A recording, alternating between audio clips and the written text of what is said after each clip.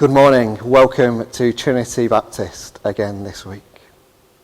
My favourite book is a book called Messy Spirituality by a writer called Mike Yaconelli. And you know what, if you are looking for a book to read during this lockdown period or just at any time, I'd have to recommend that one to you. Try and get hold of a copy. It is, I certainly found it life-changing.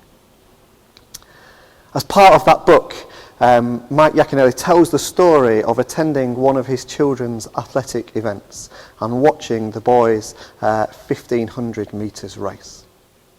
Now the race is quite an exciting one as the fastest two boys battle for first, whilst just a little bit back the rest of the competitors are jockeying for third place as they enter the home straight.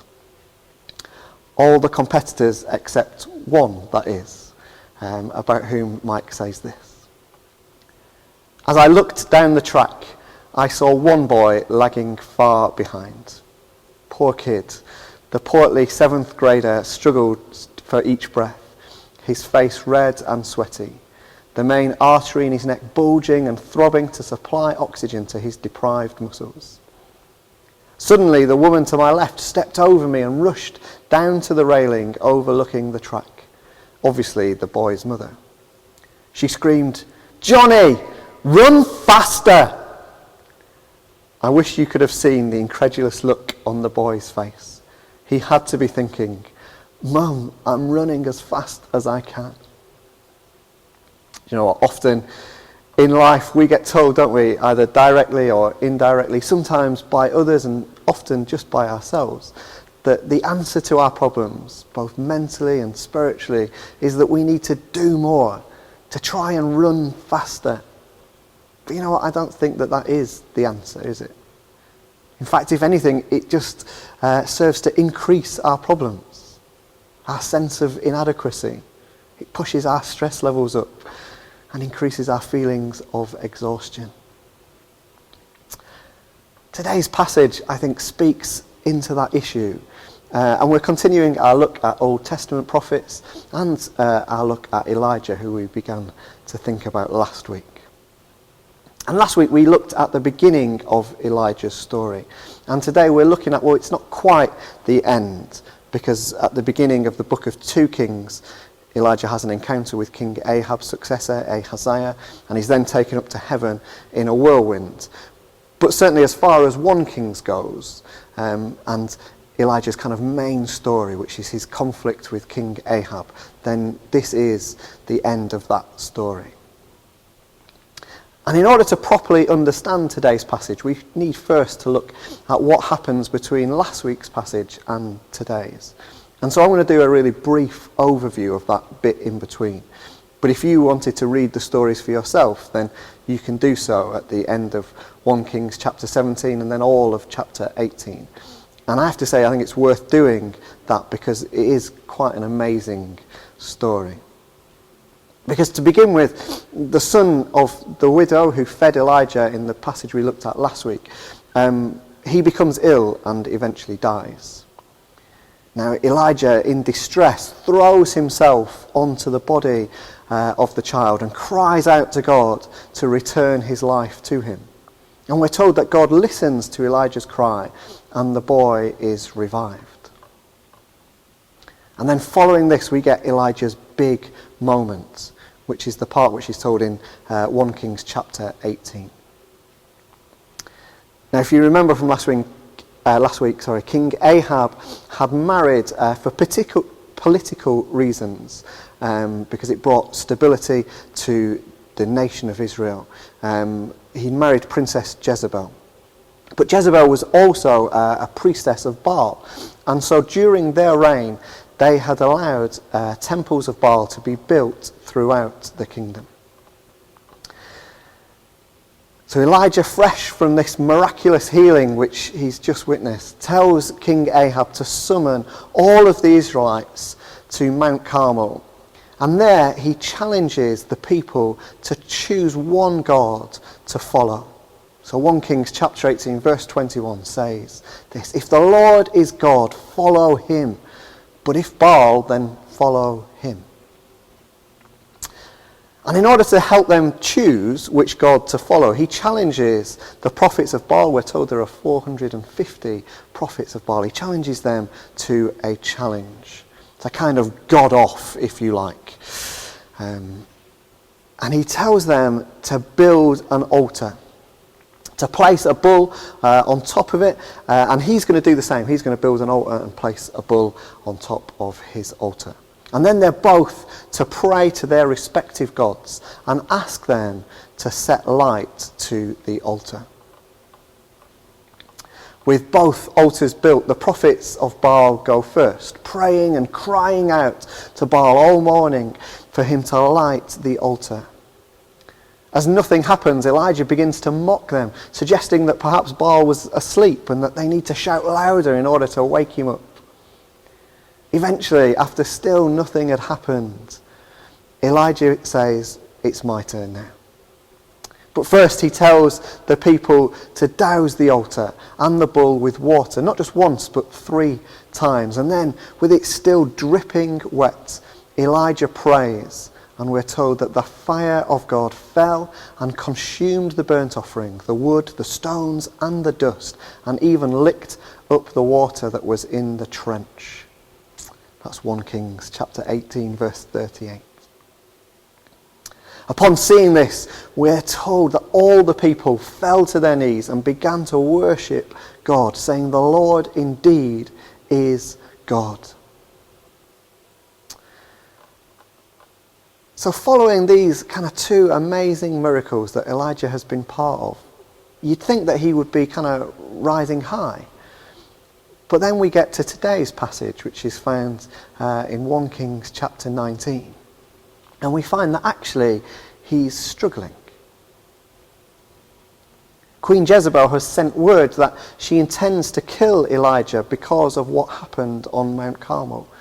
And fearing for his life, Elijah has fled to the southern kingdom of Judah. And then even once he's got over the border, he's still continued to run deep into the wilderness. And finally, he sits down under a tree and he begs God to take his life. Verse 4 of chapter 19 says, "It is enough now, O Lord, take away my life." Some other translations have Elijah saying, "I'm done. Take away my life." At that moment where everything seems to have been going for him, where he appears to be at the very top of his game, when Elijah really ought to have been on a high, we instead see a picture of a man who is exhausted, spent, and ultimately becomes depressed and suicidal. Rather than heeding Elijah's plea for his life to be taken, instead God sends an angel or a messenger, depending on your translation, to bring Elijah some food and a drink. And he gives him instructions to go to the mountain at Horeb, which is the same mountain on which Moses had conversed with God following the Israelites' release from Egypt and their passage into the wilderness. When he gets there, Elijah goes into a cave and he is told that God is going to pass by. And we pick up the story again in verses 11 and 12. Now there was a great wind, so strong that it was splitting mountains and breaking rocks in pieces before the Lord. But the Lord was not in the wind. And after the wind, an earthquake, but the Lord was not in the earthquake. And after the earthquake, a fire, but the Lord was not in the fire. And after the fire, a sound of sheer silence.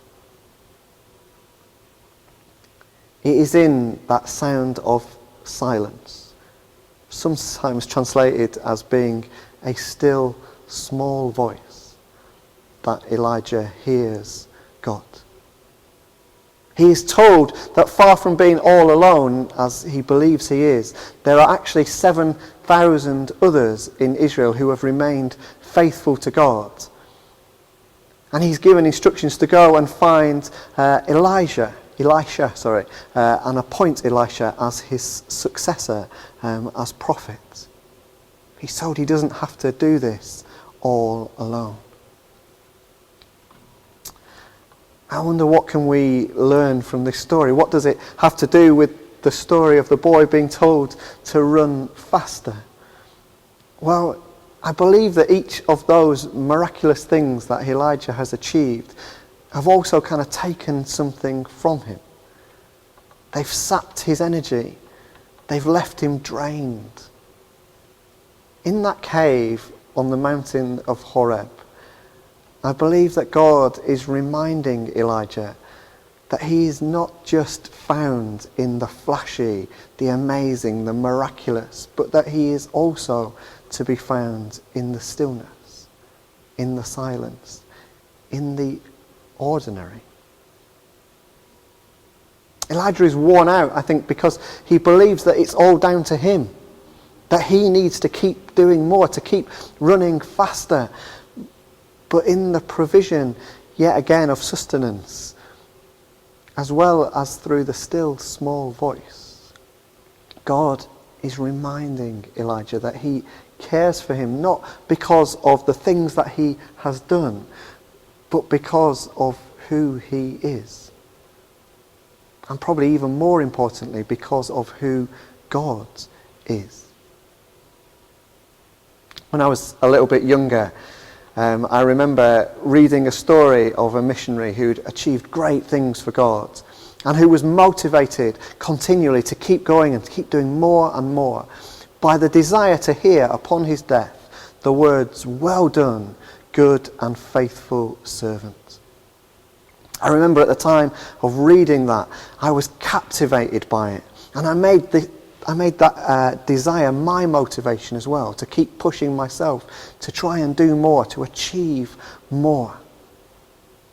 However, now I'm a bit older, maybe a little bit wiser, certainly more tired.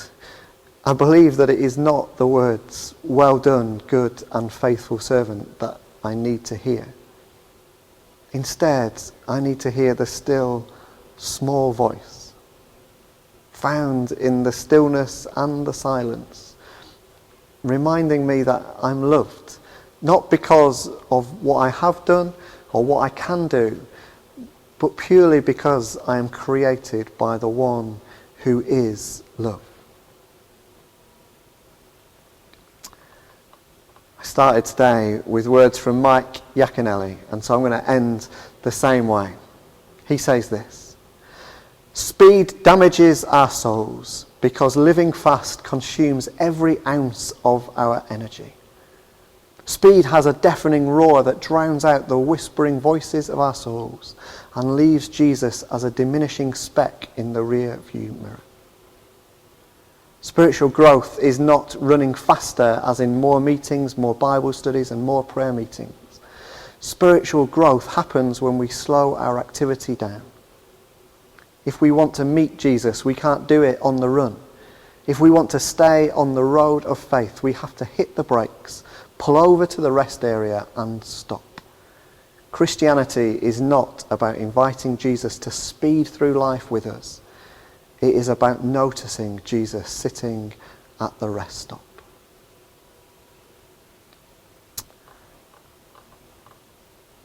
And so may you this week hear the still small voice of God speaking through the silence and reminding you of just how loved you are. And may you find rest and peace and know that God is with you always. Amen.